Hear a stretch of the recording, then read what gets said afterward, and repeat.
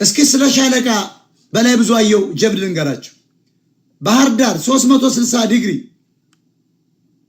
ከበባ አድርጎ ጠላትን አይቀጡ ቅጣት የቀጣ እስቲ ባህር ዳር ሰዎች ጻፉ ከታች ስለ ሻለቃ በላይ የምታውቁ የክፍለ ጦር አመራሩ ነው። 2 ዲሽቃ የማረከ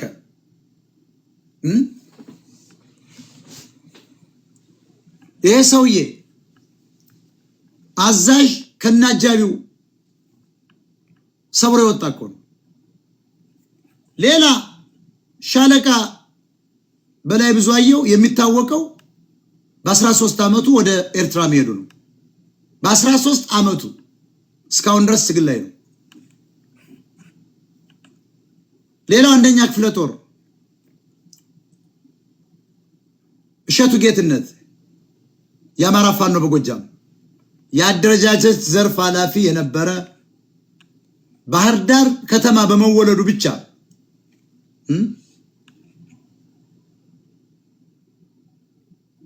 ከነሻለቃ በላይ ጋር ስለሚሰራ ለምሳሌ ሻለቃ በላይ እንዴት ባህር ዳር ሄዶ ይመራናል በሚል እኮ ነው አንስተውት ወደ ቡሬ ላኩት ቋሪት።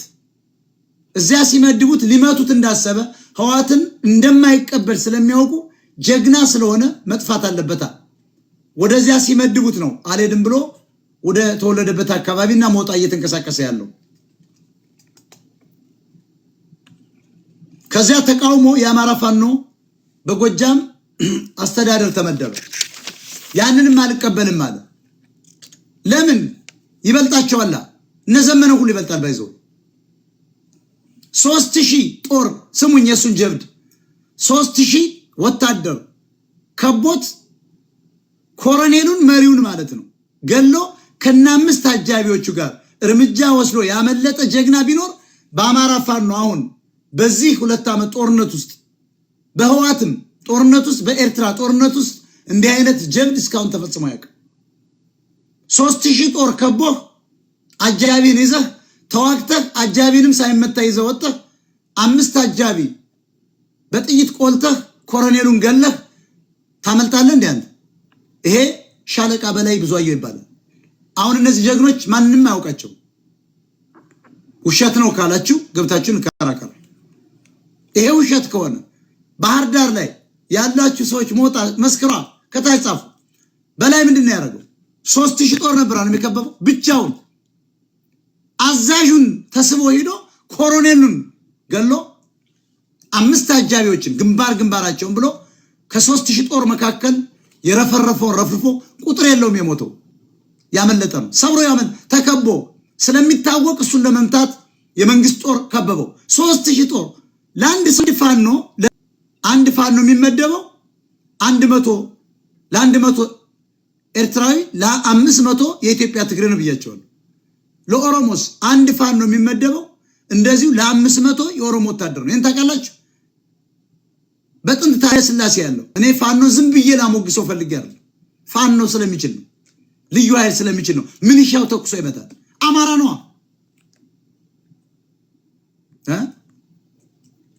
እስኪ ብዙአየሁን ማን በላይ ብዙአየሁን ወዳደረ ወታደር ሚሊሻ አድማ በታኝ ልታገኙ አትችሉ። ጠቅላላ እሱን የማረካቸው አሁን 2 ልጆችን ሜዳ ላይ ትቶ ዝም ብዬ ወረራቸው ለትግል ገባው ብሎ ተበትኗል፣ ተባሯል።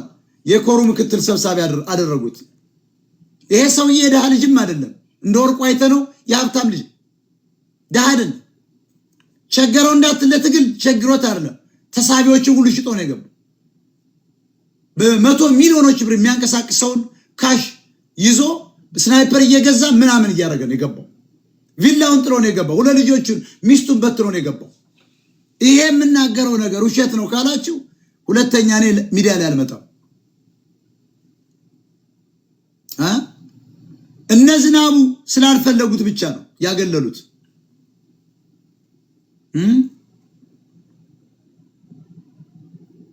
ታሪክ የሚመሰክርለት ጀግና ነው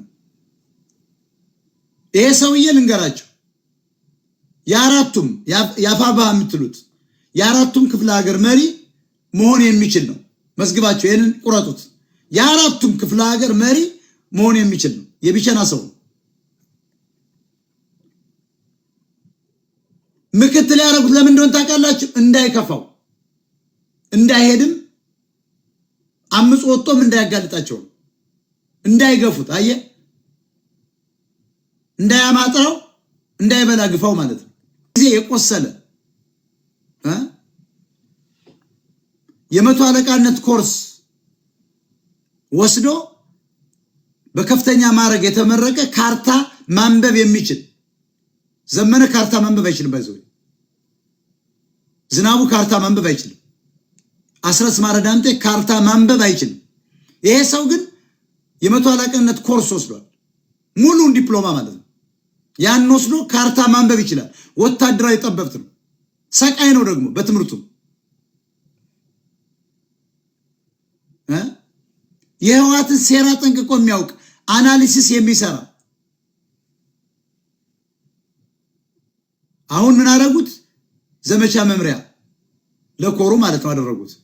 ሌላስ ቅድም ያነሳሁት መቶ አለቃ ገረመው አጋዥ በወያኔ ጊዜ የቤተ መንግስት ልድገመው ዙሪያ ጥበቃ ኃላፊ የነበረ ባጋዚ ወታደርነት እስከ አዛዥነት ይሰራ የነበር ህዋትን ከድቶ ጓደኞቹን ይዞ የወጣ የአማራ ልዩ ኃይል ሲመሰረት የብርጌድ አዛዥ ሆኖ የህዋትን ኮሎኔል ሻለቃ ሻምበል የማረከ እግሩ እስከፈነዳ ተምቶ ታሞኮ እግሩን ማለት ነው ተመቶ ሁሉ ቁስሉ ነው እኮ የሚዋጋ ሰው እኮ ነው። ፈንድቶ ማለት ነው እግሩ አላቆምም ብሎ የሚዋጋ ሰው ነው።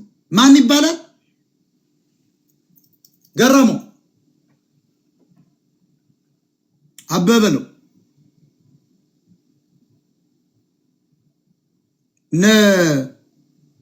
ሀብታሙ አያለ አሁን እነዚህን አይዘግቡ የሚከፋፍሉባትን መንገድ ብቻ ነው የሚናገሩ። ይሄን አይነግሯቸውም። ገረመው ማለት አበጀበለው በሚል የሚጠራው ማለት ነው። በቃ ጀግና ነው። ስለዘመናውን አሁን ጦር ውስጥ ብታነሱ የሚገርማችሁ የሚመታችሁ ሰው አታውቁም። ገዝተውታል ጠቅላላ ዝም ብሎ በስም ብቻ ዘመነ ብታነስ ዝናቡ ብትል ትመታል። ይሄ ነው የአማራ ህዝብ የገጠመው። ይሄ ነው የአማራ ፋኖ የገጠመው። አላዋቂዎች ከላይ ቁጭ ብለውበታል እያልኳችሁ። ጀግኖች ተገፍተዋል። 500 የህዋትን ወታደር በአማራ ልዩ ኃይል አማካኝነት አዋግቶ ተዋግቶ የማረከ